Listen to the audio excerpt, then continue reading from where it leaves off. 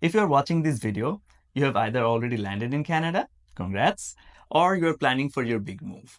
In today's video, we are going to talk about the 7 most important things you should get done right after landing in Canada. These are straight from our own experiences and what we think would have really helped if we had known about them earlier. Hey, welcome to 2 Cents Diaries with Pratik and Triti.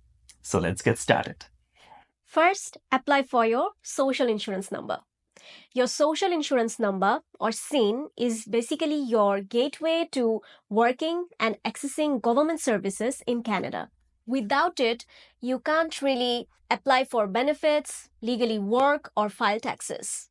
There's a Service Canada desk inside the Toronto Pearson International Airport.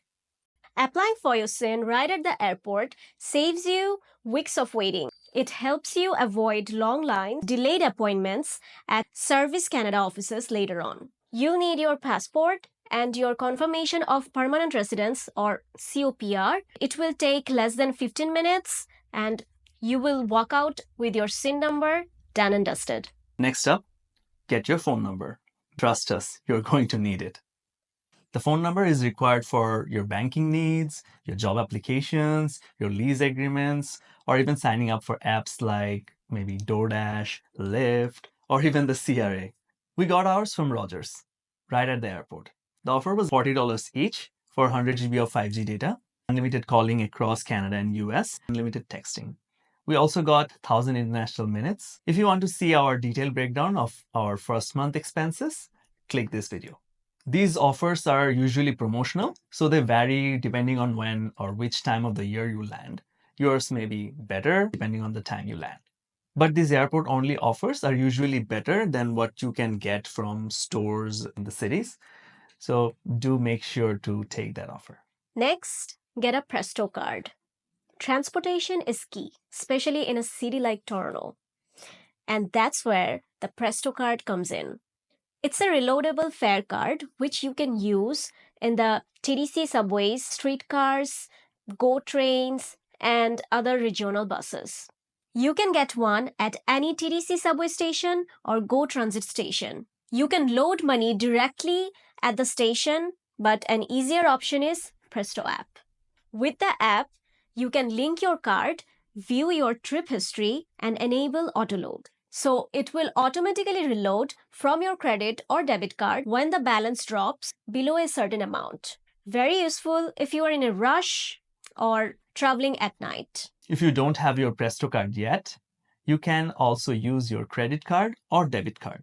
But always make sure to use the same card when you transfer between buses. For example, if you're traveling in a TTC streetcar and then you switch to a different bus, make sure to always use the same card. Otherwise, you will be charged twice in 2 different cards.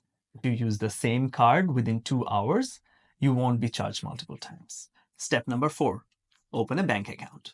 Your next priority should be opening a bank account. You'll need it for pretty much everything in Canada.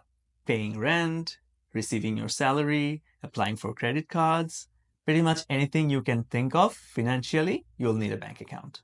Canada's big 5 banks like CIBC, BMO, RBC, Scotiabank, they all offer newcomer packages, even the online banks as well.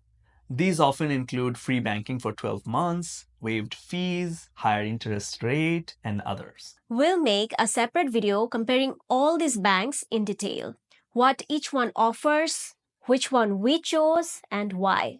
There are also some online banks like Simply, Tangerine, EQ Bank, etc., with higher interest rates and no monthly fees. But you may want to start with one that has a physical branch to help you through your first few months. Number 5. Apply for your health card. Healthcare is free in Canada, but you must be registered for your province's healthcare plan to use it. In Ontario, it means applying for OHIP, the Ontario Health Insurance Plan. You'll need 3 things: your passport, your PR card or COPR, and a proof of address in Ontario, like your lease agreement or an Ontario ID. We had our passport, of course. We also had our COPR. But we did not have our Ontario proof of address. Why? Because in our first month, we stayed at an Airbnb. Airbnb did not count as a proof of address because it's considered a short-term rental. So sadly, we could not apply for OHIP right away. If you're in the same boat, one solution might be getting the G1 driver's license. G1 driver's license acts as an official Ontario ID, so your third requirement would be fulfilled. Now that brings me to the next step, getting your G1 driver's license. Even if you don't plan on driving, getting the G1 driver's license is a really good idea. It is the quickest way to get an Ontario government-issued ID. The test is pretty simple. 40 multiple choice questions that are split into two sections. One, the traffic rules, and the other is traffic signs. You'll need at least 16 correct answers in each section to pass. Once you pass, you'll get a temporary paper license, and the actual G1 card will arrive in the mail in a few weeks.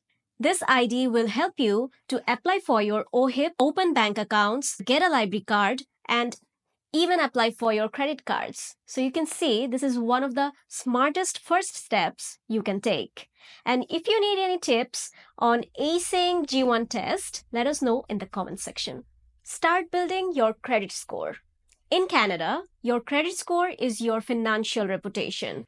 It determines whether you can rent an apartment, get a phone plan, or apply for loans. One of the best ways to start building your credit is to get a secured or entry-level credit card from your bank. Rule of thumb, don't use more than 30% of your credit limit. And always remember to pay your balance in full at the end of the month. If you only pay the minimum balance, you will be charged high interest rates on the rest. Start small, but stay consistent. In a few months, you'll see your credit score go up. Remember, consistency is the key. In a future video, we will cover the best cards that you should consider.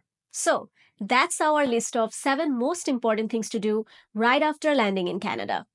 It might feel overwhelming at first, but with a bit of planning, you will be settled before you know it.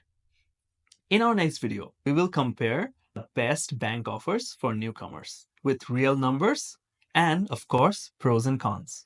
If this helped you, give it a like, subscribe, and share it with someone who will be landing in Canada soon. Until next time, stay safe, stay curious, and keep growing.